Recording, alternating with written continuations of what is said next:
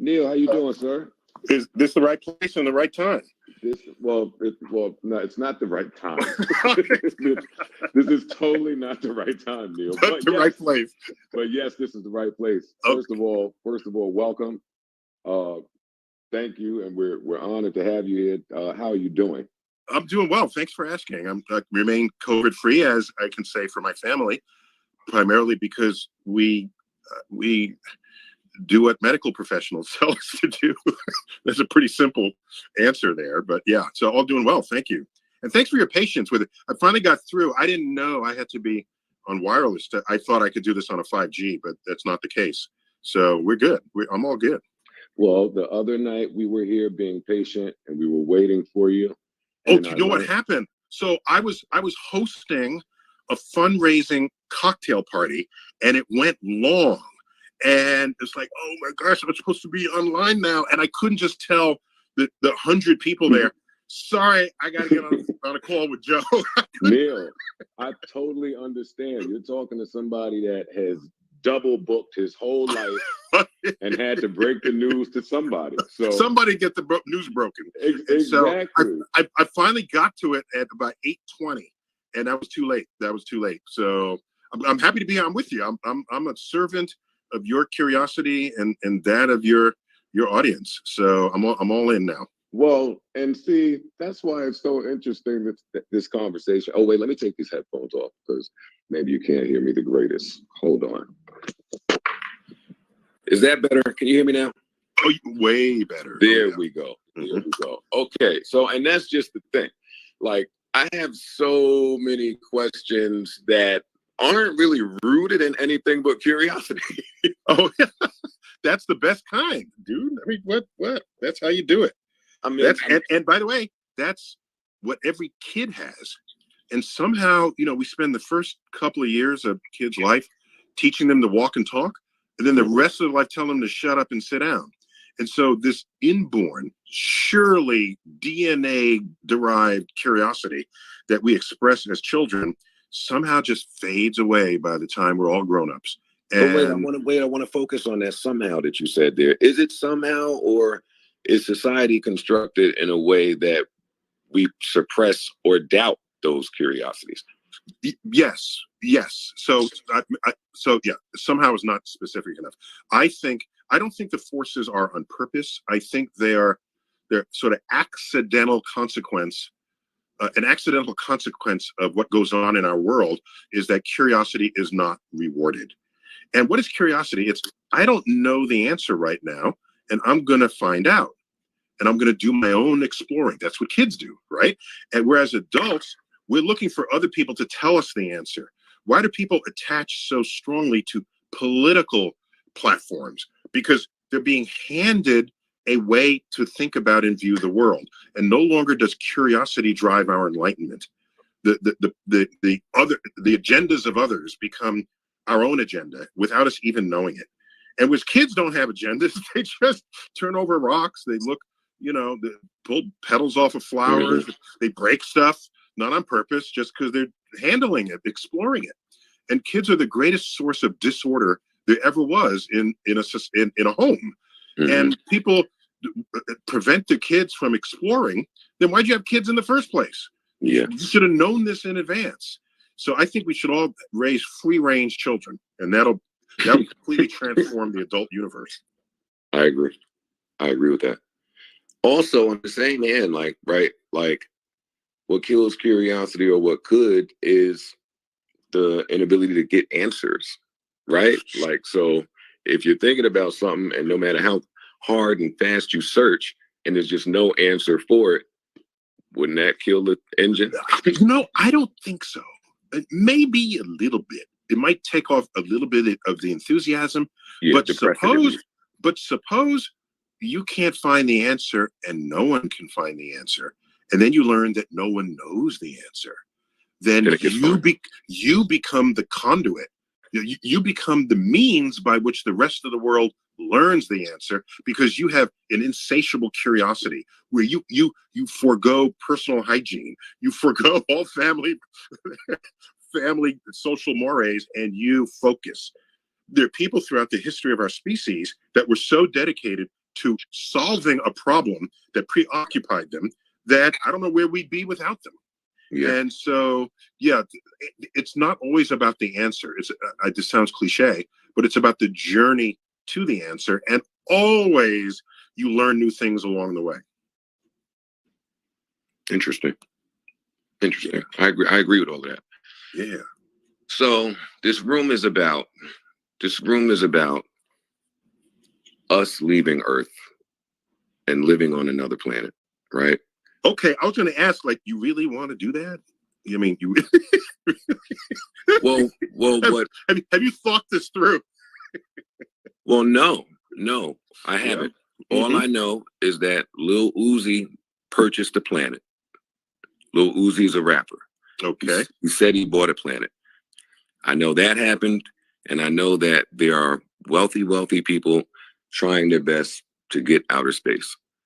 That's all. Leave Earth. They're trying to best to leave Earth. Yeah. Okay. I don't know why they're doing that. I just know when things look suspicious because I'm from the hood, right? So that's how it appears. It's like all the animals escaping in one direction. Where are they going and why? And then you look the other way. It seems like they have some access to things, or they're privy to some information I don't have. Maybe they're trying to beat us to the punch. Well, why are they out there? So a couple of things. The Billionaire Boys Club, right? That's what's going on right now. The space folks, the space race among the Billionaire Boys Club. I think people are overreacting to what's going on here. What they're doing is they're opening a new marketplace of space tourism. And I mean, why not? Think of other things billionaires could be doing, like building bigger and bigger yachts, right? I mean, there's a lot of stuff billionaires could do that, and if I had to pick something they would do that's a little weird, but they're going to do something, let it be to advance technology, space technology, to turn the solar system into our backyard. I don't have any problem with that, just as fundamentally. If you have issues with how they run their companies, that's a whole other thing. They could run their companies perfectly and still be billionaires, and we'd still be having this conversation, right? So there's that. Second, they're not going very far. All right, you look at Branson and Bezos, they went up and then they came back. And you can say, well, how high up did they go? They went, 50,000, 60,000 feet. No, excuse me, I say that right. They went 50 to 60 miles, which is 100 kilometers. This is a internationally recognized boundary between our atmosphere and space. And I'm an astrophysicist. To me, that's not space, between you and me. But let's go with how everybody wants to think about it. Fine. The reason why that boundary is chosen is right now when you look up, if it's daytime, the sky is blue. Well, what makes the sky blue? The air extracted blue from sunlight and scattered it into the sky. That's how we get a blue sky. All right. If you go high enough, there's not as much air above you to do any scattering at all. Mm-hmm. So there's an altitude above which the sun is in the sky, and you can look up and you can still see stars. And you can see stars emerge from the blue sky that was once there. So they say that's space. Okay, fine. So now how high up is that? You take a schoolroom globe. How big is that? Size of a basketball, right? Schoolroom globe. Mm-hmm. And then ask, how high above a schoolroom globe did they go? They went the thickness of 2 dimes. 2 dimes. The thickness. They didn't move.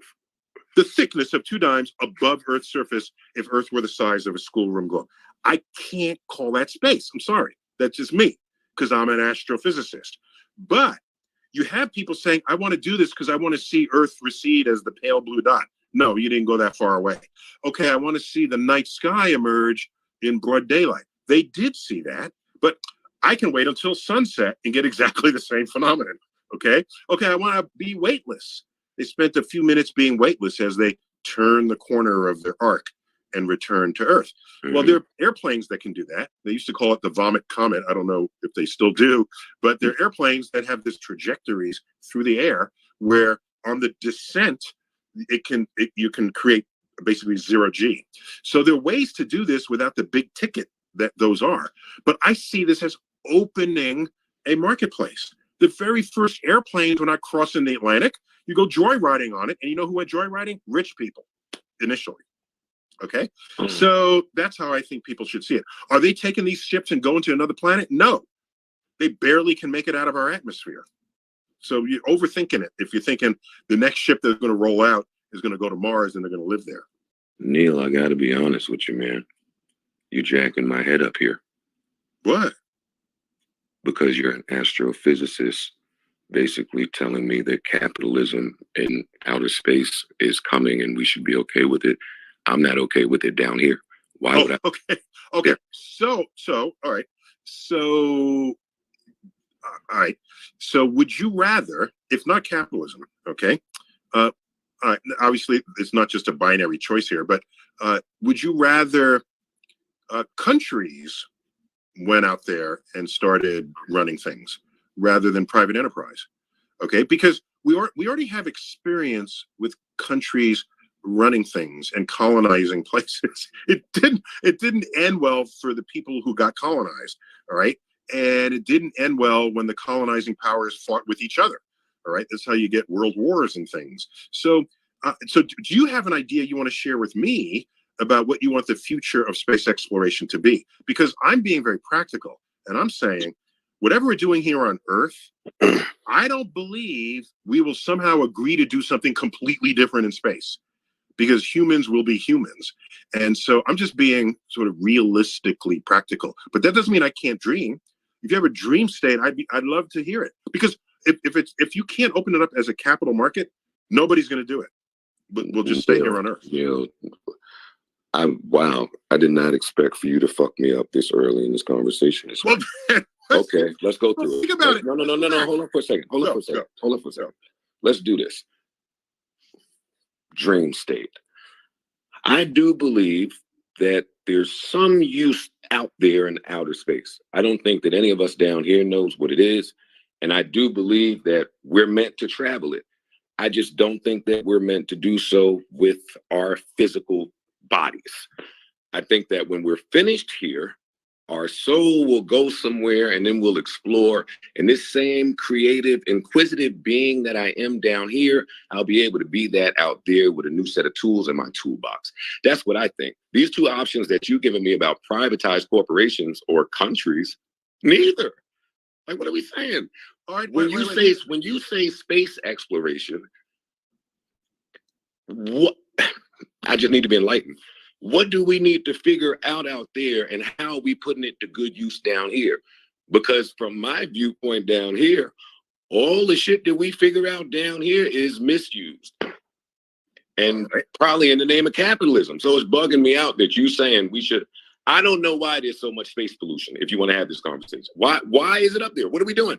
Okay, but I don't know the worst case scenario from it. I don't know. But just to be clear, I didn't say we should do it. I will never say anybody should ever do anything.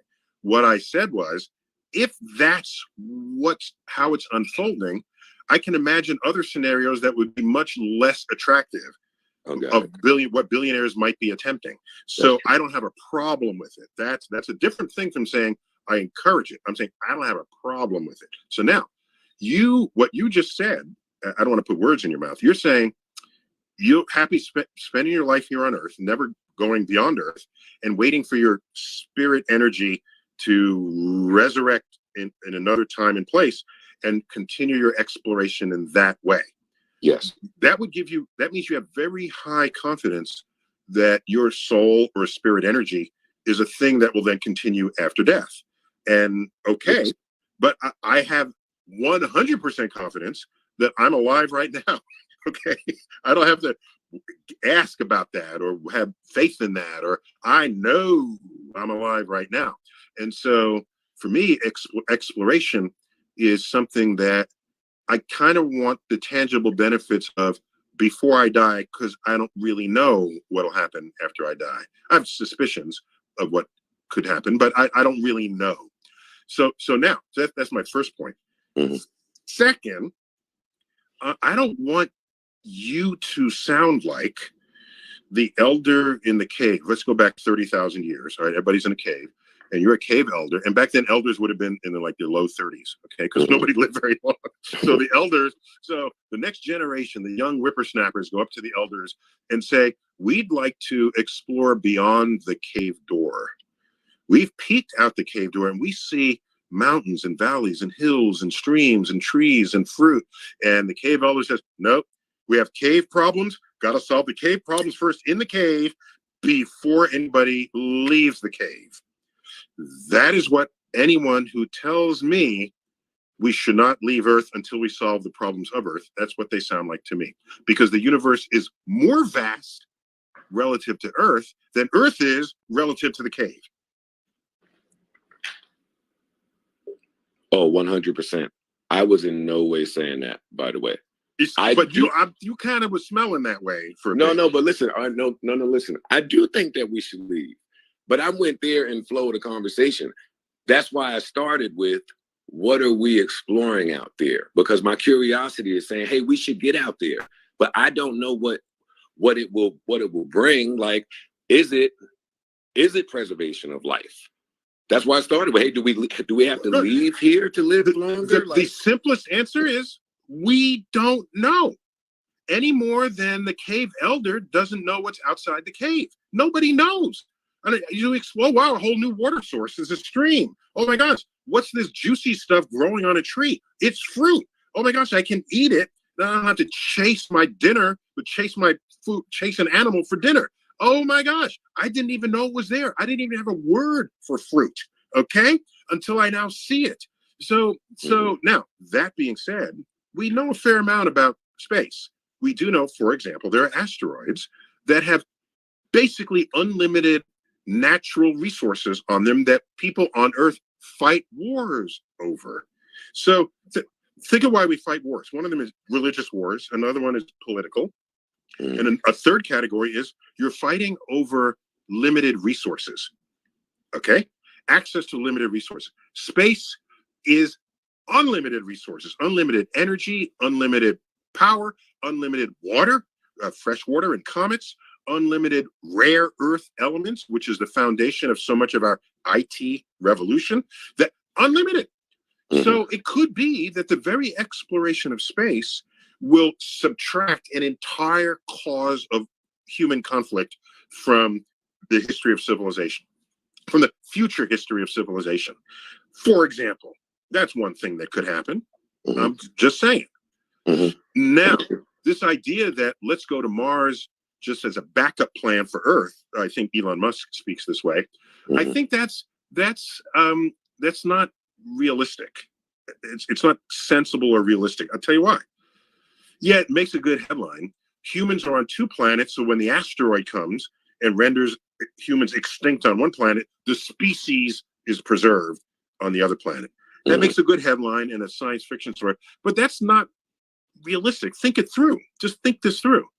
Whatever it takes to terraform Mars, turn Mars into Earth, and then ship 1 billion people there, whatever that takes, I'm just thinking that's harder than just deflecting the asteroid that's headed towards Earth.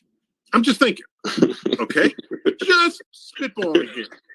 So whatever, and people say that because we're trashing Earth with global warming and all of this, and they're going to move to Mars and watch us burn.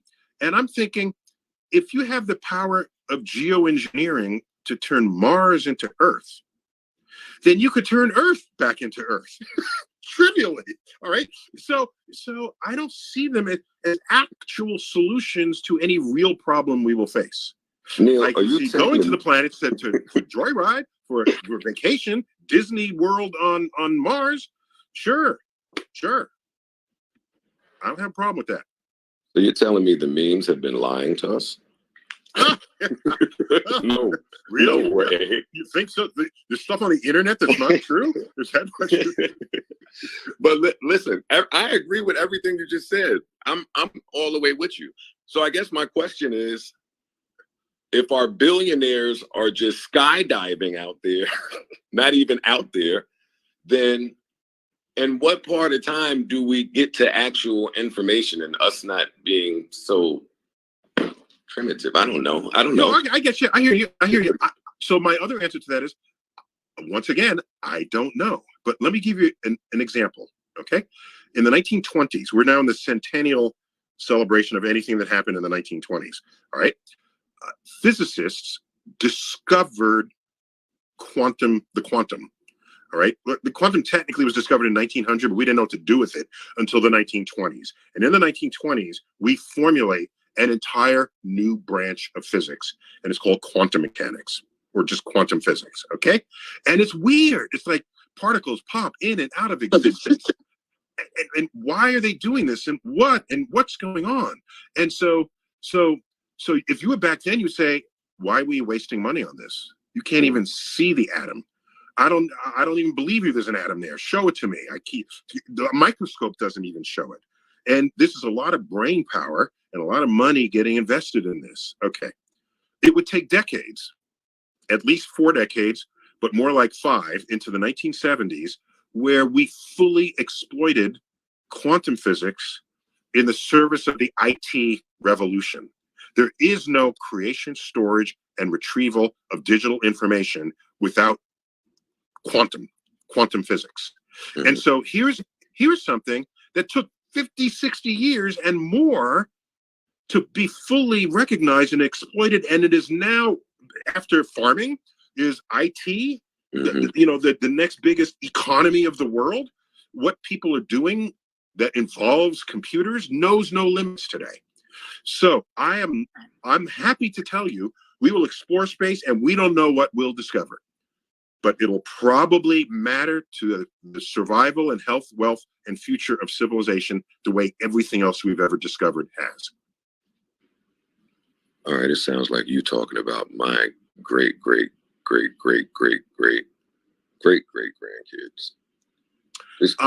Yeah. Yeah. No, maybe not that many greats. Maybe in second half of the 21st century, perhaps. Yeah. That's not that many greats away. Okay. Yeah, it's not many greats away. That's why 1 or 2. Okay, so there's hope there. I think so. And by the way, I'm not just pulling it out of my ass when I say you don't have to wait that long. Just look backwards through time, right? And I'm writing a book now on this. If you look at, I took the interval 30 years. That's like a generation, okay? And look at what we're doing today in the year 2020 and how unrecognizable it would be to anyone in the year 1990. In the year 1990, hardly anyone had an email account, all right? No one was carrying computers around. You had like the Sony Walkman, maybe, a cassette, or maybe even a DVD on your, a CD on your hip, but that was about it. And what else was there? There was no social media. There was no smartphones. There was no GPS. Yeah. There was none of this, okay? Unrecognizable to anyone in 1990. Now go back 30 years before that. It's 1960. No one had been in space yet. Oh my gosh. What's going on? Let's go back 30 years before that to 1930. We just barely made it across the Atlantic in our airplane. Go back 30 years before that. The Wright brothers had not yet invented their plane. And when they did in 1903, that first trip they took was the wingspan of a 757 airplane. Mm. So 30 years is an extraordinary amount of time in any world where science and technology discovery is let free to have people's curiosity and love for learning something new be something that's funded and supported, and we're all living longer and healthier because of it. Well said. Well said, but you made me think. Oh, and by the way, between 1960 and 1990, we went to the moon 9 times. Oh, I forgot to mention that. Okay, we went to the moon. Well, that's what I wanted to ask you. Yeah, do you laugh at the flat earthers and the people that say that we've never been to the moon? Like when you watch these things? I'm the existence of flat earthers is evidence of 2 things in this world. 1, that we live in a country that protects free speech. And 2, that we have a failed education system. So as an educator, I can't blame a person for not knowing stuff. I'm an educator. So ultimately, oh, by the way, don't get me started here. occasionally you'll hear a teacher say, the kids just don't want to learn. I'm sure you've heard that, right? Yes. You know what my response is?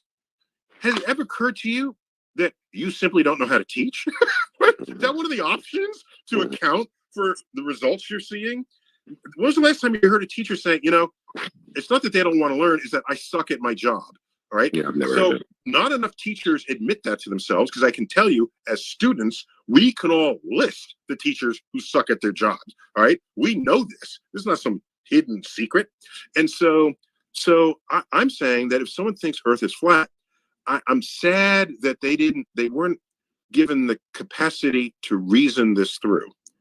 And what they think is reasonable thinking is not, and they don't know why what they're thinking is not reasonable. And you should have gotten all that in the school system, and you didn't. And so I'm sad by that. They might just have to age out, and we fix the school system from scratch and grow up in the whole next generation. Well, they should definitely do that. or the conspiracy side of me says all the flat earthers, they just want to be the first to go up in orbit around the Earth, because we'll all be so annoyed with them. Just go in orbit, and then you'll see for yourself. And then they get a free ride. I think they're all conspiring to make that happen. What's the Space Force doing out there, and why do we need them? Okay, so that's a great question, by the way.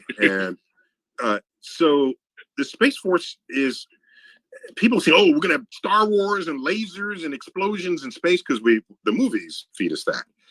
Consider that space has been militarized ever since we were able to launch satellites. And that was beginning basically in 1960, okay? America went into space in a big way, beginning then. And what do I mean by militarized? We have spy satellites in space. That's militarization of space. No, it's not shooting weapons, but it's part of a military operation to have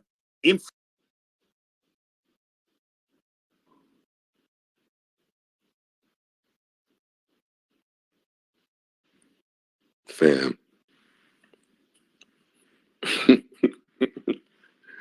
I got my theories about what happened to that room just now, but I'm shutting up. Yo, wait a minute. Fam, y'all get to playing around on these people's apps. Playing around, man. Go ahead and play.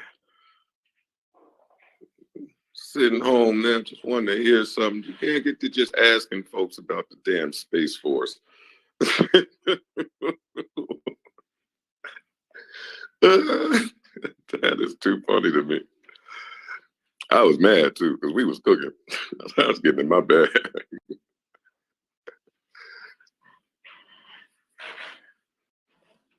Imagine just being this wealth of information like that, though. That's got to be amazing. That's awesome. We're trying to get Neil back in, so just be patient, please. But that was great. Hopefully y'all were enjoying that as much as I was enjoying speaking to him. And totally outside how brilliant this guy is. What a conversationalist, right?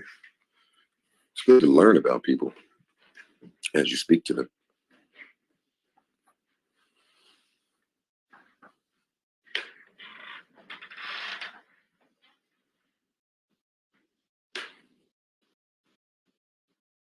And it gives you that warm black feeling, like when you walk into your aunt house, or your older aunt house, or your grandma house.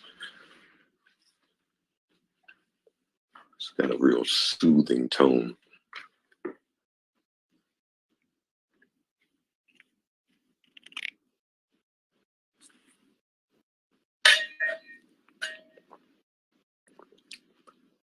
He was cooking too, though.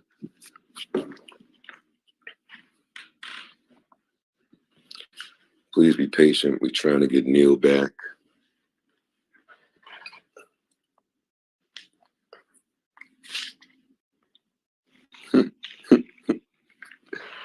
Maybe we'll just skip the Space Force question.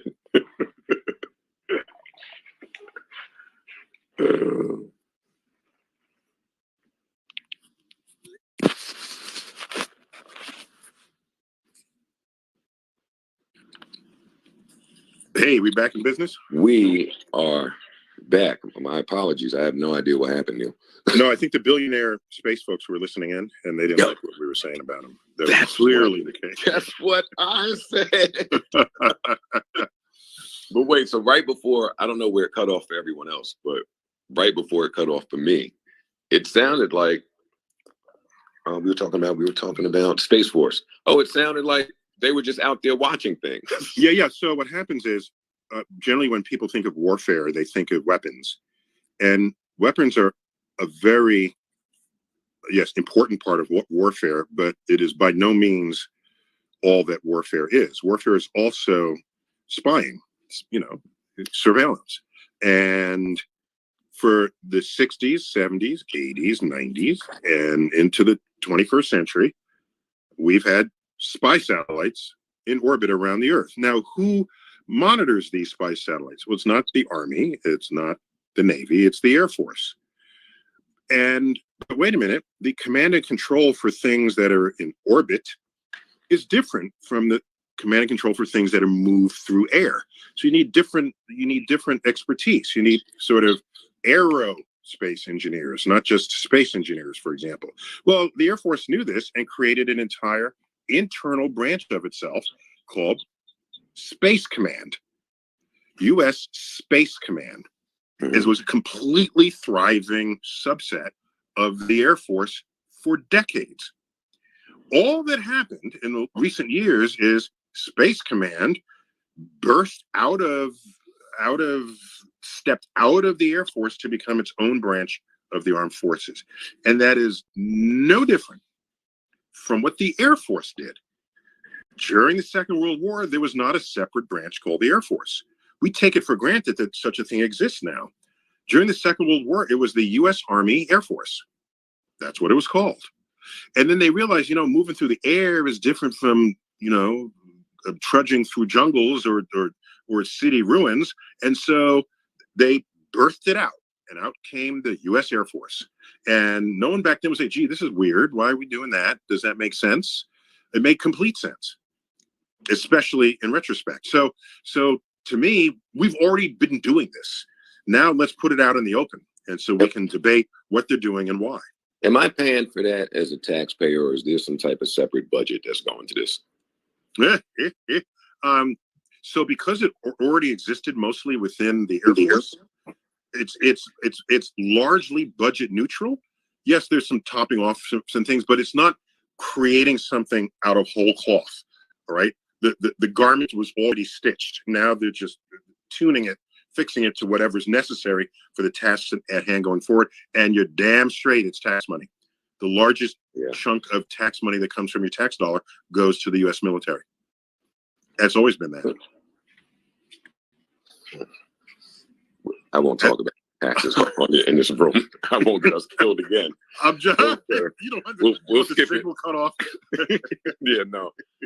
Oh my God. Yeah, so that's just the reality of it. I mean, it's easy to want to, particularly if you like peace and harmony, and this, it's easy to say this is the beginning of the militarization of space. The beginning of the militarization of space was Sputnik. Just let's be honest. But Sputnik was launched in a hollowed out intercontinental ballistic missile shell. That's why. Repeat that, please.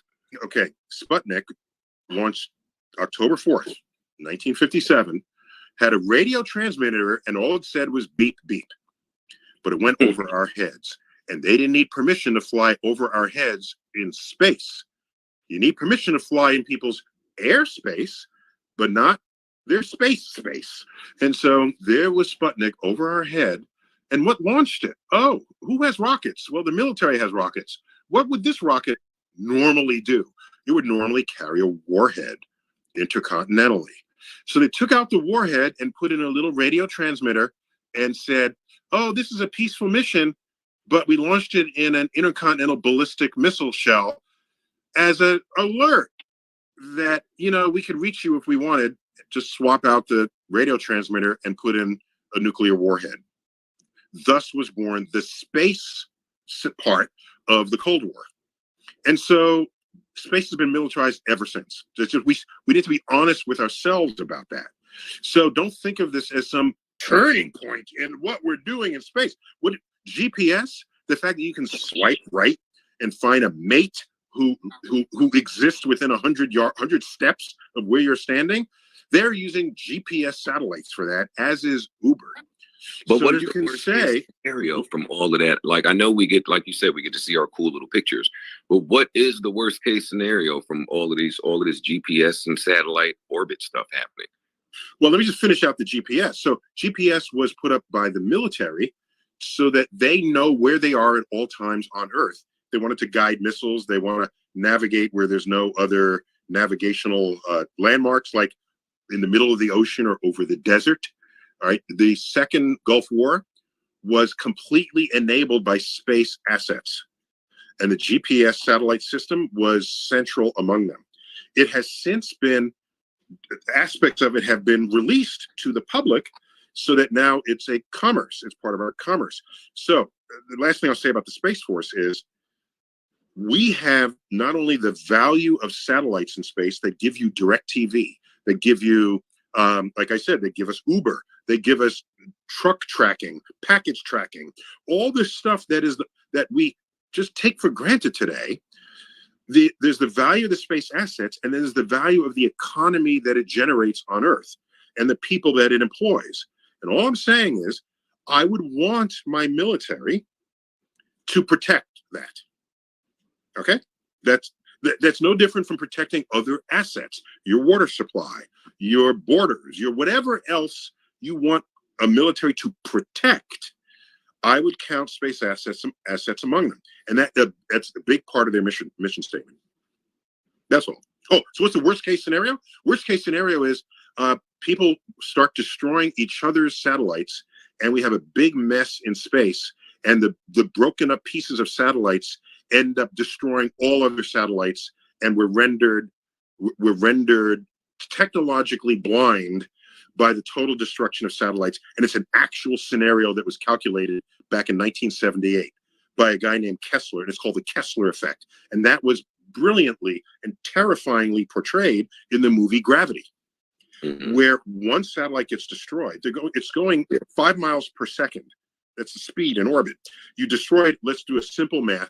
Let's say you break it into 2 pieces, and those 2 pieces fly away from each other, and they each hit a satellite, breaking those satellites into 2 pieces.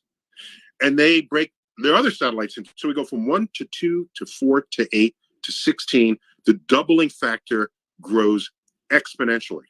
And if this keeps up, you have a field of debris that completely renders all sighted satellites blind. And we lose our weather predicting abilities. We lose our timing, which knows when you withdrew money from your ATM. You lose your, of course, you lose your Tinder app. You know, whatever it is that's been using satellite technology, you go blind. And that would set civilization back, I would say, 100 years. No. That's the worst case scenario. And no, there aren't soldiers in space and with what it's just, all it takes is the passive destruction of one satellite too many, beyond the many satellites that are already getting launched. Oh, we also lose a lot of our internet. Okay. Elon Musk is putting up satellites that'll deliver internet to everywhere in the world, even if you don't have cell phone towers, right?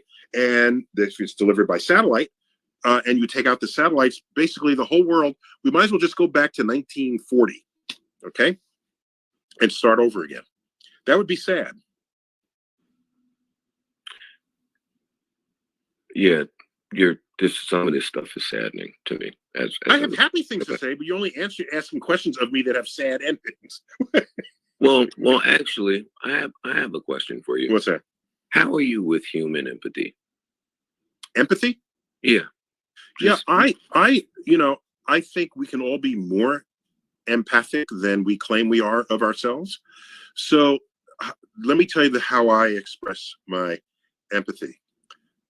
I guess it's probably in many cases sympathy, but my combination of those 2 words, I try to make sure that every day I'm alive, that someone else, one or more other people, are better off that day for me having lived in this world. Did I help the old person across the street? Did I enlighten someone who felt like they needed to learn something new?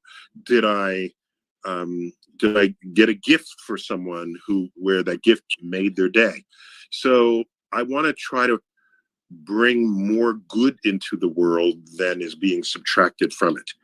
And is that sympathy or empathy? I don't know. I don't know.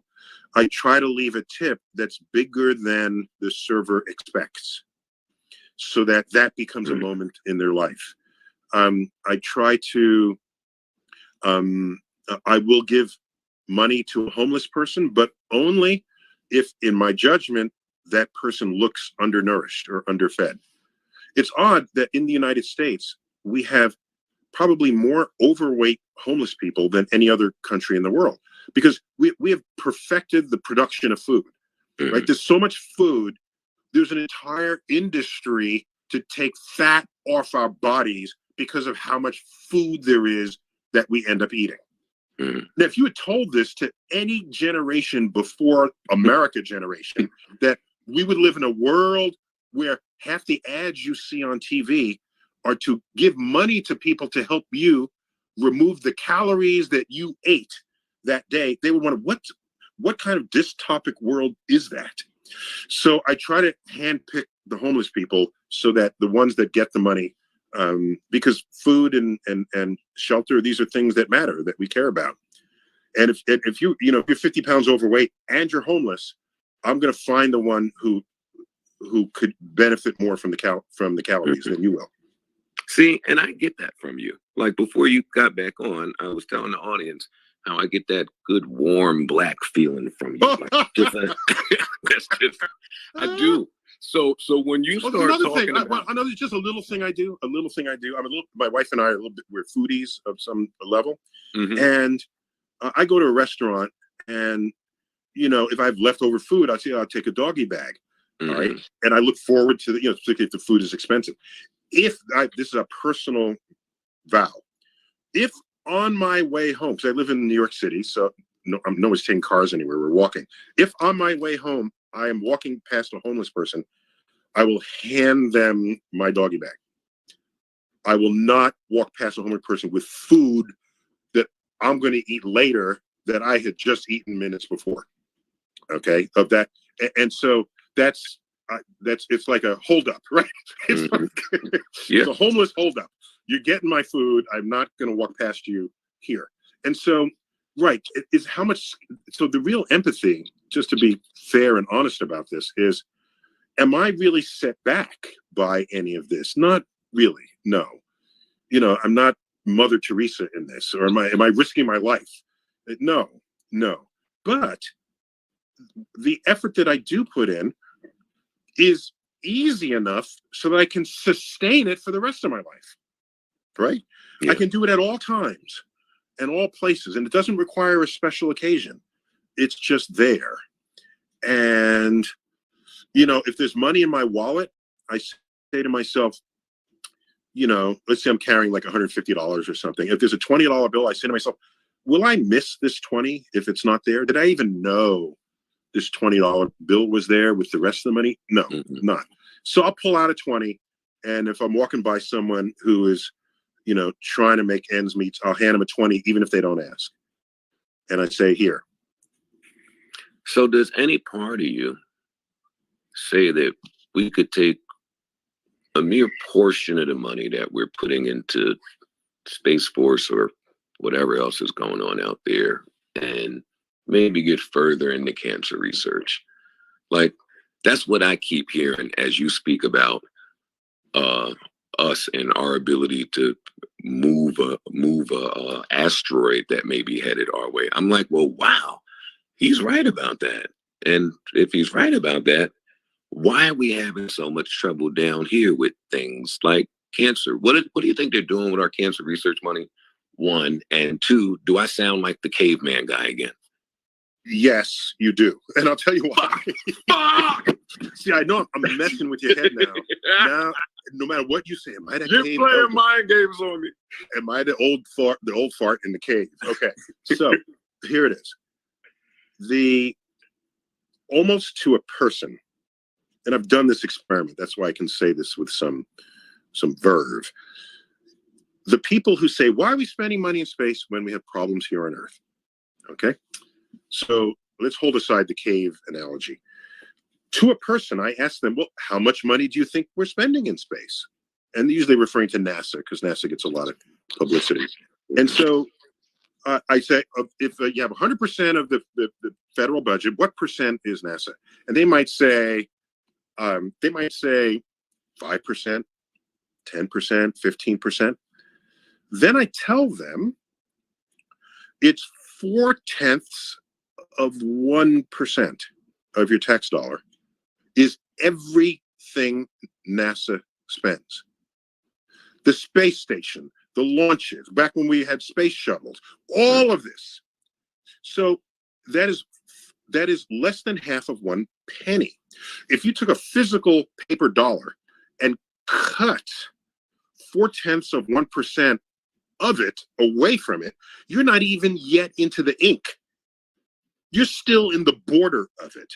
And you want to look at that money being spent and say, how come I still have problems? You're saying that because NASA is very visible and gets a lot of media attention. That's why you're saying it. And you think it's some huge waste of money if you're not leaning that way technologically or scientifically. But how about the 99.6% of the rest of the budget? Why are you not having this argument with that? I wanted to start a movement where where all branches of the government got the money, the budget that people think they're getting. Okay, if that's the case, NASA's budget would go up by a factor of 10, a factor of 20. But that's not how it is. So how about all the rest? No, I agree. Just tell me about that. Go look into the budget.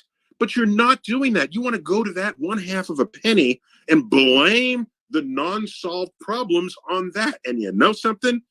All those problems you listed were there before anybody put anything into space.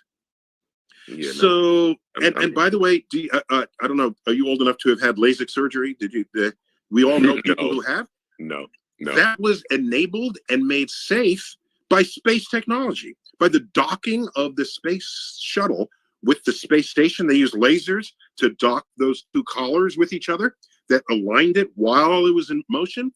They used that technology to align the cutting over your eyeball, which itself could move while this is happening. And if it moves while it's happening, they make the wrong cut. So they can track your eyeball in the way they track. So things like that are side benefits that no one would have imagined, but just don't think that going into space has no benefit on Earth. Meanwhile, by the way, tens of thousands of engineers are employed because of this. It's not like there's some bucket in space and you're just tossing money into it. They're neighbors of yours. They're whole communities that were sustained by this. And so that's just another way to have to think about this. Talking to you, it's like that Adam Knows Everything show. This is great. You're just such a wealth of information. I'm just trying to keep it real. And people, because we have blinders and biases and things, it's not real, because you're choosing what information serves what you want to be true or what you think should be true. And often that's missing bits and pieces. I'm not here to tell you what opinion to have, but whatever opinion you do construct, let it be informed. If you want to say we're spending too much money in space, don't then not know how much money we're spending in space. Okay? Know how much money, then come back to me and say, yeah, I want to feed the homeless by taking the 0.5% of our tax dollar and redirecting it. Oh, by the way, the money for cancer research is vastly greater than what we're spending in space. I mean, just the health system itself. Okay? If you look at the money that goes to the National Institutes of Health, it dwarfs that. You're gonna get our room closed again. Okay. It sounds like you're snitching, but go ahead. Yeah. Let's talk about something else real quick. Okay. But that's sick. I mean, of course it's true, but man, that's depressing. That's depressing. All right. Off of that. I'm just saying. I keep trying to think of happier questions, Neil, but I'm not for all that. Listen to this. Black holes warp holes. I don't know what to call it. Portals that may be tucked somewhere around our planet, right? Are we in just one big escape room and there really are clues somewhere for us to get there or not? Okay, so I don't want to totally fuck with your head right now, but imagine a species of life in the universe vastly more intelligent than we are. Okay, and by the way, it wouldn't have to even be vastly. So we share 98% identical DNA with chimpanzees, right? Mm-hmm. And what's the most a chimp can do? It can like stack boxes and reach a banana. It can figure that out.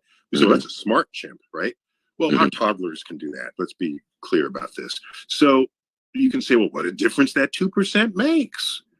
Well, we have philosophy and art and the Hubble telescope and music, and the chimp can only stack boxes. Okay. If that's all in that 2%, imagine another life form that's 2% beyond us, along that same intelligence vector. What would we look like to them? They would roll Stephen Hawking forward and say, this human is slightly smarter than the rest because he can do astrophysics calculations in his head, like little alien Timmy over here who just came home from preschool. Oh, Timmy, what did you? Oh, I just derived the principles of calculus. Isn't that cute? We'll put it on the refrigerator door. If a species of life in the universe exists that's that intelligent or more, one, we would never even know they'd existed if they didn't want us to know, A. B, for all we know, they've set up Earth just for us to live on it. We are a literal aquarium terrarium for their entertainment. And they didn't leave a clue, Neil? Like, is that what you're telling me right now? No, what they'll do is they'll give us an Einstein every now and then, they get a little bored. They'll stir the politics. Your politics is getting a little boring. Let's throw in a Donald Trump, okay? And let's make sure he gets elected. And so we could just be a sim planet of an intelligent alien, a simulation or an actual zoo for them. I'm not going to rule that out. Just to mess with you a little more. And no. You in my wheelhouse now. No. Now are we a snow globe in a terrarium of an alien? I don't know. I do believe that we're stuck in a simulation. I believe that, right? Okay. But now, if I subscribe to that, then that means that there's some other simulations out there. And who am I to say that I'm not in those too? Right? So when you start talking about species that may be 2% brighter than us, I don't rule out that being me somehow in another simulation. To that, you say what? You want to be the smart one, but have you created another universe on your home computer? Me? No. I'm talking. No, the people that set us up here did that. Yeah, they didn't just do this. You think they did this bullshit and stopped? Okay, all right. So they set us up. So now, what do you want for them? What are you saying? I'm saying no. They set this up for us. I'm saying that if this is one version of a simulation, then there should be more. And who is to say that I cannot be present in another simulation in another form? Okay, here's while why I'm in this one. Here's why I think that's unlikely. Because we've already done that experiment. Okay, sorry. We did. Silence. We've already done the experiment. They're called twins. Twins are genetically identical. No, listen to me. They are genetically identical, yet they are not the same person. So if in another simulation they create someone who is identical molecule for molecule to you in every way, except they create it somewhere else, that's not you. There's no evidence to think it's just someone else that looks like you. But that's not you. You're not sharing the same thoughts any more than twins share the same thoughts. Or that I pinch one twin and the other one says, ouch. We've already done that. That's because you've given me astrophysicist rules in this simulation. Why are you telling me about what twins do here? Oh, okay. So what happens to the twin that, all right, twins were born. This is awesome now. All right, twins were born. One, unfortunately, didn't make it. who's to say that that twin is not somewhere else? Like, I'm not subscribing to just what we can see and hear here. I'm not. All right, so what you want is the alien who programmed you to have programmed another you in another one of their playtime simulations. I can't rule that out, but I don't see what evidence you would put forth that you have a clone somewhere that's not only just looks like you and has every molecule that you have, but is you. I don't see how you can give me evidence to support that. I cannot. But back to my earlier theory, who's to say that my soul doesn't levitate to a different simulation, and that's the version of me that's there? Okay, I have a response to that. Give it to me. And however unsatisfying this may be, there's good reason to think it nonetheless. Okay. We, life or humans, we have a metabolism. So we ingest calories, and America is probably the only country in the world where it's a bad word to say a bad term to say I had calories today, right? Calories are a bad word. And whereas for most of the history of civilization, people died for not enough of them. Okay. So you ingest calories, your body burns the calories so that you can sustain largely your body temperature of 98 degrees and for you to do things in life. Okay. Not only that, you have a neuro synapses in your brain that are driven by electricity and chemistry. So it's electrochemistry. This is what's going on in your body. When you and this is responsible for all your thoughts, all your feelings, all your love, hate, emotions, everything. My motherboard. When you die, you have zero metabolism. When you die, there are no longer electrical impulses in your brain. When you die, the chemical impulses that with the electricity transmitted thoughts no longer exist. And you want whatever once existed to somehow lift out of your body and then occupy some other space.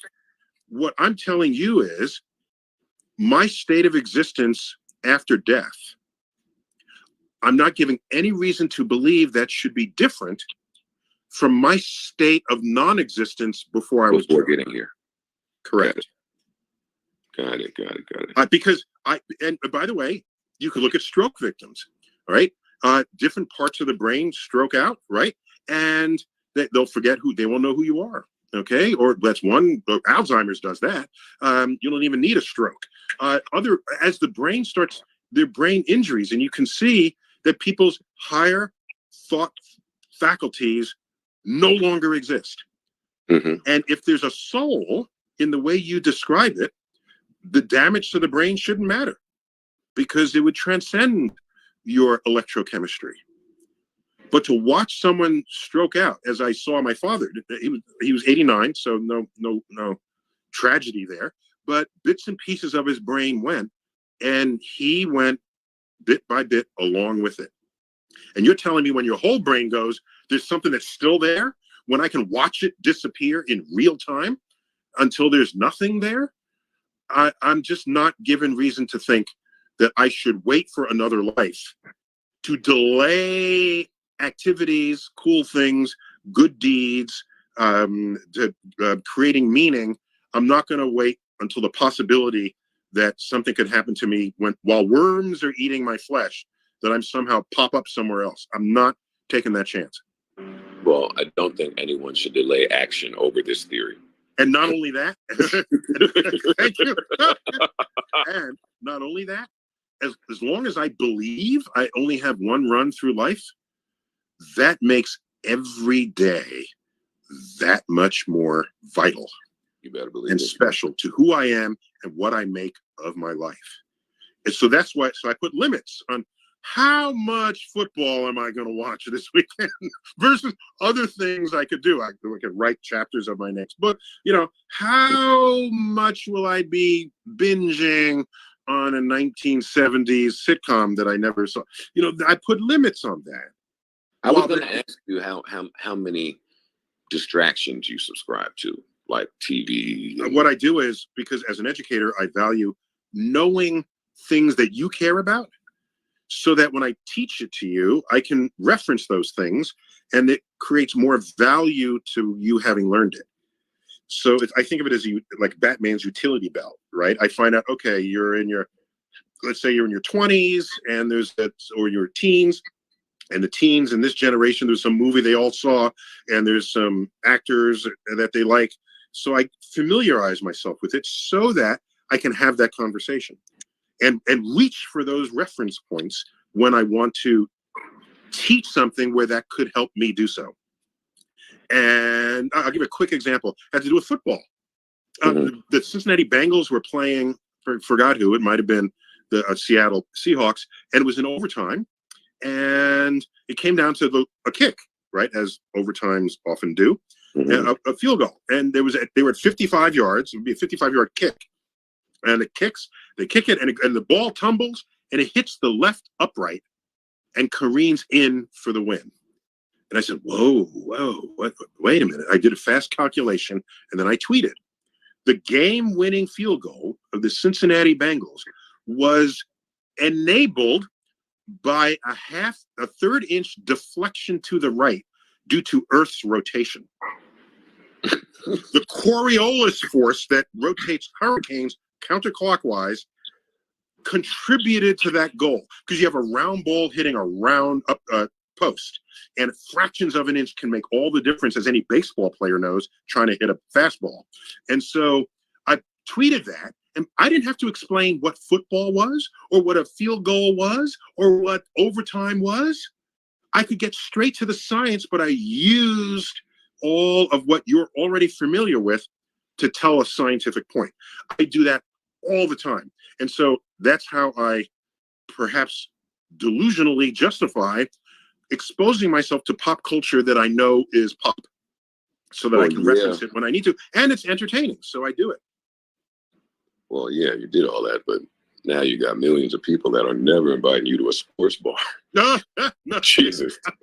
It was funny because the next day, like, ESPN reported on this, and I know the newspaper for Cincinnati said, astrophysicist said, God helped Cincinnati win. It was really funny. People had fun with it, and I like when science infuses pop culture, because how else is science ever going to become mainstreamed? Is that a struggle in science? Like, is that something that y'all think about? I do. I want it mainstream, because if it's not mainstream, you will think you can ignore it. And I don't want you to ever think that science is just some satchel of things you learned while you were in school and then you moved on. Science is a way of knowing. Science are methods and tools of inquiry so that you can sift what is objectively true from all that is bullshit in this world. That is what a scientist does. That is all we do. And a big part of that is making sure that your own bias doesn't influence your own conclusions.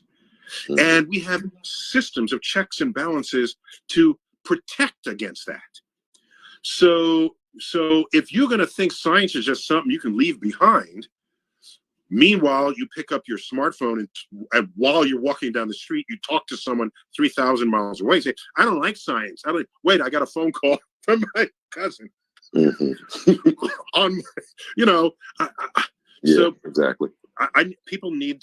Another one is, you get in an airplane, right? And you sit down in a comfortable chair, and they serve you food, and you flying at 31,000 feet at 500 miles an hour for 3.5 hours. You get off on the other side, and people, well, how was your flight? Oh, I hated it. The internet was spotty. Okay. Yeah. Excuse me, you were just here flying through the air at 500 miles an hour in a tube, okay? And your biggest complaint is that the internet was spotty, or that the movie selection wasn't up to your taste? Okay, so I know we're living in the future when that's your biggest complaint.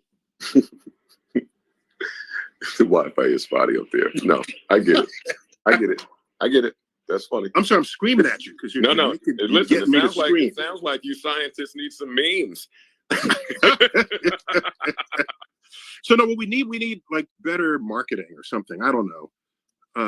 I don't like the concept of marketing because it implies You want people to believe something that's not Yeah. actually You're trying true to about convince you. someone of something. Yeah, exactly. And science should not need, we should have never needed a science march. Okay. The science march from a few years ago, it's like, damn, has it come to this? Hey, Really? Neil, I'm not gonna lie to you. I have never heard of a science march. It happened, when was it? 2000, just right after I think Trump got inaugurated. So it was like the March 2017. There was a science march, and tens of thousands of people marched on Washington to try to bring scientific sensibility to important decisions that people are making about climate change and global warming and all kinds of issues that politicians have politicized, that they should never have the power to do so. Because the good thing about science is that when it's true whether or not you believe in it. Yeah. That's why it's a fundamentally different enterprise from everything else you'll ever do. Got it. Can you teach me about dark energy versus dark matter, and is there a difference? Yeah, I mean, we don't know what either of them are, so that's the short answer. All right, with dark matter, this thing we call dark matter is the longest unsolved problem in astrophysics. It's been with us since the 1930s when it was discovered. We noticed that most of the gravity manifesting in the universe has no known origin. That's pretty spooky. You add up all the stars and planets and black holes and galaxies and clouds and comets, and add it all up, and we get 15% of all the gravity we see. We don't know what's causing it, though we have top people working on it. Meanwhile, we measure the expanding universe, and we find out that the expansion is not slowing down, as would be the wishes of all the gravity that's in the universe. The expansion is speeding up, with a mysterious pressure in the vacuum of space pressing opposite the direction of gravity. That's spooky too. Really? Yeah. So that was discovered and confirmed in the late 1990s. Nobel Prize went to that discovery, but we do not know what's causing it.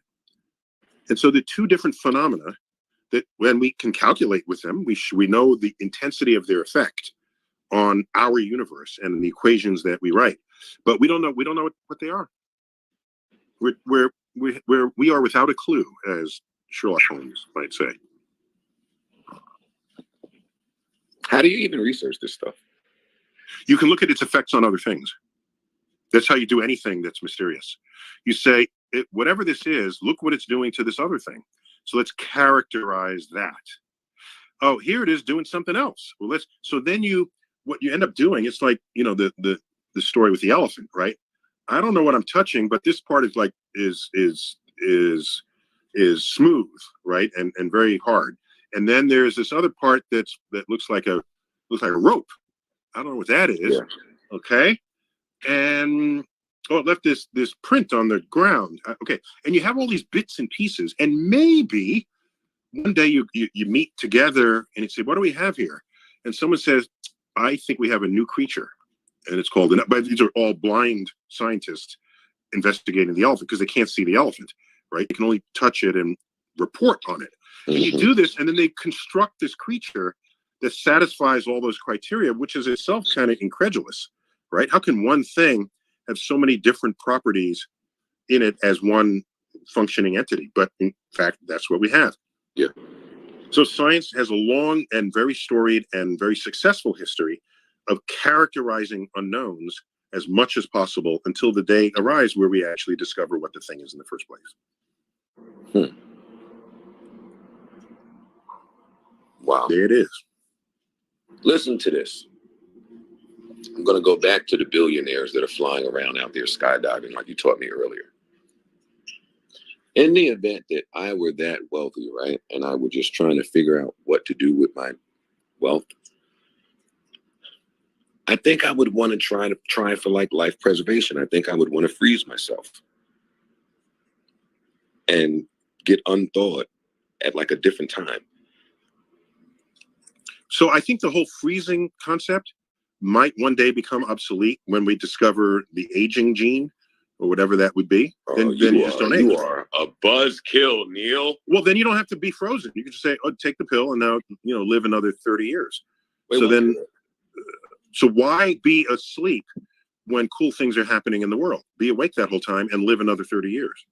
Wait. What's you talking about that the new pill that I saw in the newspaper? No. This doesn't exist yet. No, this doesn't exist yet. I'll just imagine a future where there's a pill where you can live an extra 30 years. Then you don't have to be frozen for the 30 years to then wake up and see what the future brings. You can live through it. Yeah, but we're nowhere near that. And if I'm looking at how they value human life, then I have no reason to believe that they're looking to make us live longer. Well, plus, if we freeze you and then throw you out in 30 years, you're going to look around and say, I have no idea what the hell's going on. But Neil, you saying 30 years. I was thinking more like 70, 80 years from now. Okay, 100 years, fine. That's fine. That changes nothing because of age. By the way, so there's a series of postcards issued in the year 1900 where they gave artists the opportunity to imagine the year 2000. Okay, this is the year 1900. Planes hadn't been invented yet, but they were riding high on transportation. There were airships and blimps, dirigibles. The railroad had crossed the country. The automobile had just been invented, the internal combustion engine. We had steamships across the oceans. And they were at the bicycle, the functional bicycle was already, so people were riding high. Oh my gosh. And so they said, in 100 years, here's what I imagine. The steamship rides directly onto the shore from the ocean, and wheels pop out, and it goes directly onto rail and continues straight on the land. That was how they were imagining 100 years, because they could only see extensions of what they already thought was modern. Can't fault them for that, I guess. But what it should do is a lesson to don't try to imagine 30 years from now or 100 years from now, because you can't. You simply can't. Do you remember the movie Back to the Future 2? That's where he goes into the future, and that movie was made in 1989, and he goes into the year 2015.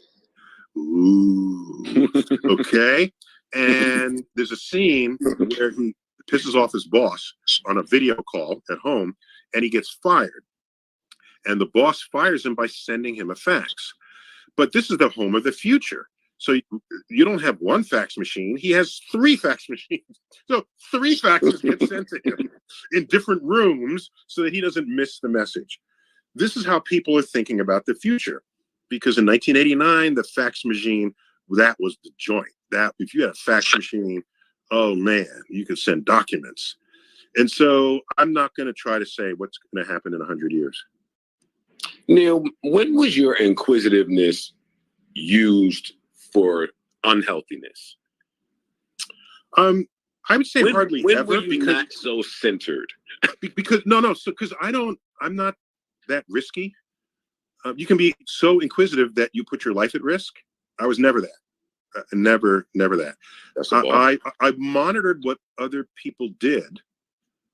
And I say, I wonder what that experience is like. But then I see them like go off a cliff or get addicted. So I'm not going to go that limit. I'll just try some version of that just to get a taste of it and then move on.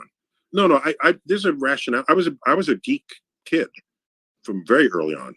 And a cost of that is that I didn't have much of an imagination. So Halloween was like, you're doing what? Why are you dressing? Wow. Why are you dressing up?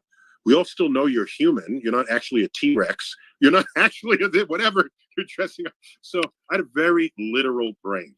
And that didn't really loosen up until probably late high school, early college, where I could then think artistically and creatively without the box that rigid thinking would put me in. So then at what point in your childhood did you realize, okay, my background is music, right? So while everyone did music, it took me to go out in different circles and realize, okay, I'm better at this than other people. I'm going to pursue this or go further in this. You said you started this from a very early age. Was it a point in your life where you were like, oh, I just can retain more information than people, or I just pick up better, or like when did this, was it a self-realization early on is what I'm asking. Your question has a built-in assumption. Give it that people can, should, and do pursue in life what they're best at. What I have a different view. I think we should pursue, by the way, best at by whatever metrics are invoked at the time. Could be exam scores, teacher advice, this sort of thing. But I have a different view. I think we should do what we enjoy the most. Oh, that was and default if you, for me, by the way. if you commit your life to what you enjoy the most, you will probably end up better at it than whatever it was early in life that people said you were best at. And so I studied the universe because I enjoyed it. It had nothing to do with grades I would or wouldn't be getting in physics or in math. And nothing, what teachers were saying, that was irrelevant. I did it because it brought me great pleasure, emotional and intellectual pleasure, to contemplate the cosmos, to read books on it, to watch documentaries, to have cuttings from newspapers when discoveries were made, when there were NASA launches. I was a participant in a moving frontier of cosmic discovery, and I delighted in it. Jesus, that sounded phenomenal. Can you say that again? That last, no, what are you talking about? no, for real. Wait, No, one other thing. Please, just very important. What was that last part? No, I'm stealing that. One other thing. I think the concept of a role model is overrated. Because what is a role model? It's a human being that has achieved something and you want to achieve that. Okay, I get that. I don't have a problem with that. But there were people who had achieved things that I wanted to achieve, but I didn't want to be them. No. So there were scientists who had great command of their subject. I said, if I'm ever a scientist, I want that level of command of the subject. Then there was an educator who told stories, and he was so fun to listen to, and he made you smile, and he thought where you were thinking before you did, so that when he mentioned it, you were already there, and it clicked. And I said, if I'm ever an educator, that's the kind of educator I want to be. I had sports heroes. I said, if I ever do sports, that's the kind of sport I want to do. So I assembled my role models a la carte. And so that means if somebody just messes up in life or whatever, it's not like, oh, if someone, is busted for drugs and that was my role model for something else, I'm not going to go then do drugs to be like them. That's plus, if I needed a black person from the Bronx to have become an astrophysicist before I did, I would have never become an astrophysicist. So in some ways, searching for role models can be very limiting if, in fact, you have fresh thoughts about what you want for yourself. So I cut and pasted my role model so that it was this Frankenstein role model, and I said, that's the kind of person I want to be. That's one of the things I'm most blown away with about you, is that you had the passion to want to do this at such a young age. Yeah, I used to take it for granted, but I don't anymore, because I realize people are still trying to figure out what to major in even after they're in college. Yes, and I need to be sensitive to that. And I think I am when I'm in a big room and I'm talking to people, and I don't, if they say I'm in college, I don't say, what are you majoring in? I say, oh, what are you interested in? And then everybody has interest, whether or not they're committing it to a program of study. So I ease my way into what might be their career later on. So, because you can end up getting pressured into majoring in things just to fulfill the expectations of your friends or your parents, and ultimately never fulfilling the expectations of yourself. Mm-hmm. Tell me more about the book you're doing currently. Oh, no, that one is, that's not for another year, but the years are around the corner. Right, no, we got to do this again. I'll come back, because that's a very important book. I have one that just came out just like this month, like a week ago. Tell me about that book. It's called Welcome to the Universe. Excuse me. I have two co-authors. We taught a class at Princeton University when I was there on the faculty, and we didn't really want to teach the class, so we split it. and we each just taught a third. Okay, so we each taught and then we said we don't like any of the syllabuses that are out there. Let's just teach what the hell we want. So we taught what we wanted, and it started out with like 40 people, and after 2 years, it had 300. Had to move rooms twice, and then people said, "Why don't you write a textbook?" So we wrote a textbook on cool stuff about the universe, and we called it Welcome to the Universe. And it has our personalities are in there. It's not your ordinary textbook. It's much more sort of reader friendly, but it's a textbook. It's big. It's freshman intro astrophysics at Princeton, right? And there's even math in it.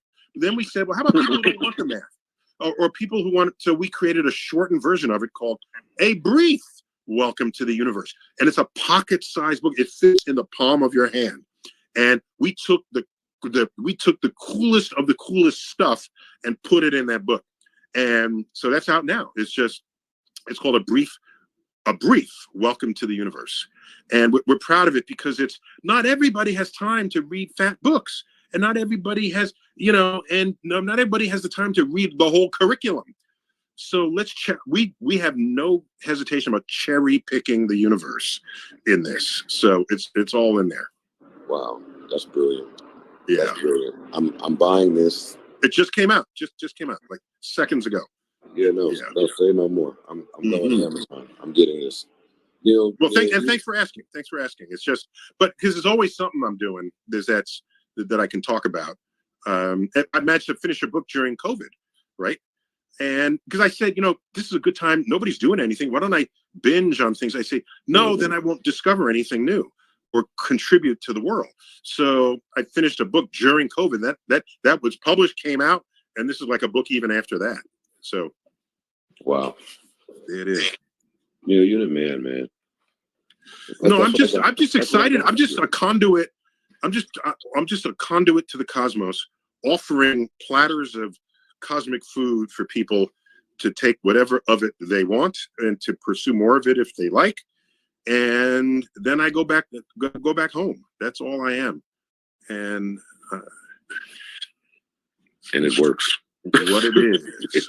And it works. The next time we talk, I'm going to get you to spill the beans on some of the risks that were involved with you being a geek at such an early age. I know you had your lunch money taken a few times. Oh my gosh. I know there's some goodies in there. Yeah, there's total goodies in that. Growing up in the Bronx. We got this. We'll get into that next time too. And if we do this again, I want to talk a little about music. I deeply love music. My nephew is into hip hop. In fact, he's getting a PhD in hip hop as in the service of conflict resolution, not only domestically, but internationally. So he's taken it to an academic level. Wait, wow. Wait, yeah, what? Yeah. Wait, what? How do you even think of that? I know. It's like, then that's my boy. That's my nephew. That is beautiful. How old is he? No, he's probably mid-30s now. So he's my brother's son. His name is Stephen Tyson Jr.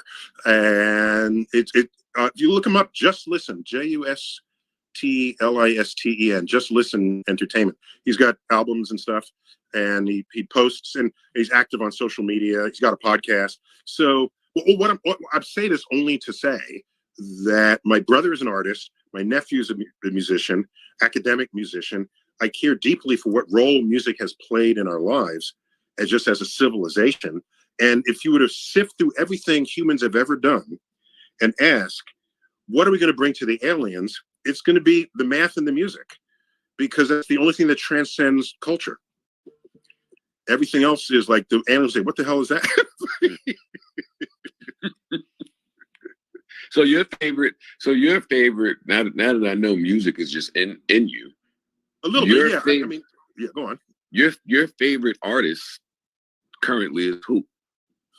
Okay, so I put a time delay on who I have as a current favorite, because what I found was if I chase the favorite thing in the moment, and then a few years later it doesn't sort of live up to time, and I either outgrow it, or it's like, no, that was just in the moment, was marketed to me that way, so I put a time delay, like a 5 to 10 year time delay. Same. And so if I go back, I have to think about that. You put me on the spot now. let me think. I Yeah. like when Beyonce's song "If I Were a Boy." Oh my God! Have you read the lyrics of that song? No. I tear up every time I just, if you have a minute one day, just read the lyrics or listen to the song. Oh no, it's a beautiful song. Beautiful. She said, "If I were," I don't think this is a transgender longing. I think it's just she's trying to gain perspective on what the hell is going on in the mind of a man relative to what's going on in the. She said, "If I were a boy, I'd wake up in the morning and just throw on some clothes and go out," right? But she's not a boy, so she's got to put on makeup, right? I mean, it's a social commentary, and so that's sung beautifully, and it just makes you double back and say, we created this freaking world, and she's an artist, and artists get to show us the world that we would either take for granted, or we were blind to it in front of our noses. And the artist says, this is what you're living in, and this is how you need to look at it. Otherwise, stuff will never change.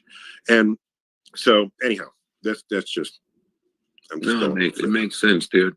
Yeah. I should have got to the music sooner, to be honest, Neil, because of course, art and science admire and marry each other. That's the whole thing. We save it, and we'll totally rock that. I promise. Yeah. And the other weird things. Okay, you ready? I don't know how much time it. Okay, Paul Simon is. I'm old enough to remember him in real time when he was with Simon and Garfunkel and the like. He wrote a song in 1965 where there's a lyric in it that's pre-global warming. It's a lyric that no one would write today, right? This is sort of, you want to look for evidence of this? So what? So in a song, it's called "April Come She Will," where he analogizes the names of the months of the year to girlfriends he's had.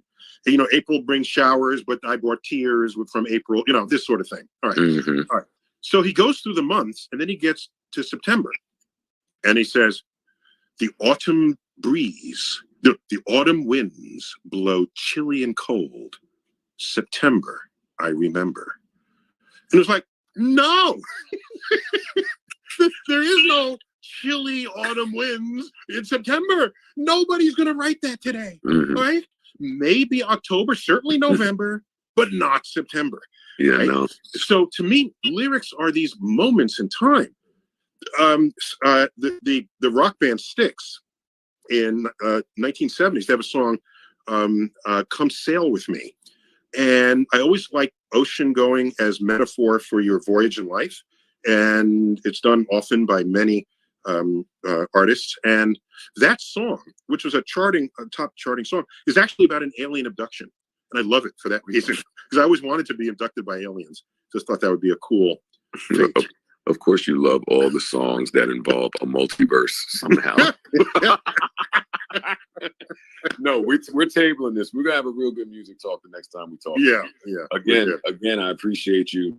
Thank you. This was so enlightening. And please accept my warmest and deepest apologies to your fan base who were hanging with you a few days ago when I was there trying to keep possible donors to a not-for-profit organization that helps inner city kids get educated. And I couldn't just say, "Joe's waiting for me." Yeah, no, I get it. No, they've been clowning me my whole career. They clowned me this week. "Oh, we knew you didn't know Neil. No, that's good. You were talking shit. Neil would never sit with you." I'm like, oh people talk smack about that. That's good. Yeah, they I did, love it. man. I love it. People are cruel. But yeah, no, next time, Neil, thank you so much. I appreciate you. You got it, dude. Stay strong. Same. All right, bye. Wow. What a room. I don't even know how to end this thing. That was awesome.